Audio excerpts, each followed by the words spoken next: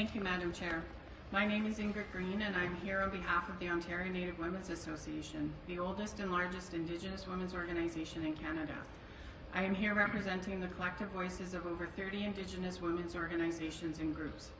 As an urban Indigenous women's organization representing First Nation, Métis, and Inuit women, we urge the Permanent Forum and member states of the Arctic region to immediately, one, ensure Indigenous and Inuit women's access to essential services and supports within their own communities. Today in Canada, over 80% of Indigenous women and their families live outside of their home communities and in urban centres.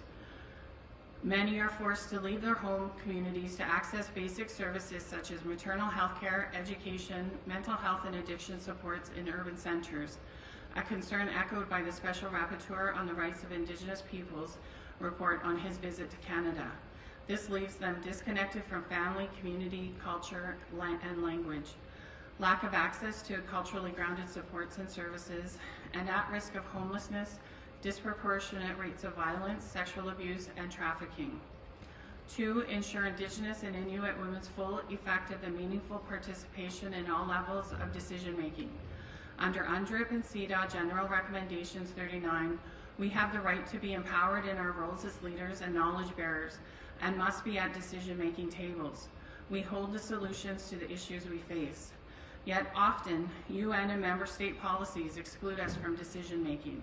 Canada, for example, has adopted a distinctions-based nation-to-nation policy for Indigenous relations that favors national organizations excluding Indigenous women's voices.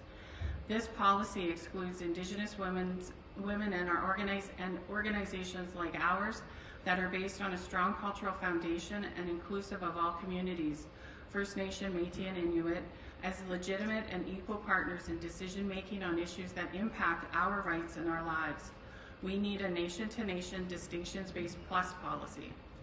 Gender equity demands that we honor our sacred responsibility to speak on our own behalf and represent ourselves, our families, and our future generations. Further, we call on Canada to uphold international treaty obligations and its commitments to Indigenous peoples' rights. Canada recently underwent its 4th Universal Periodic Review. We are disappointed to see Canada continue to use federalism and jurisdictional divides as an excuse for inaction. 2025 marks the 10th anniversary of the Truth and Reconciliation Commission, but only 13 of the 94 calls to action and only 2 of the 231 calls for justice have been implemented. We need action now. We cannot wait any longer. Miigwech. Thank you.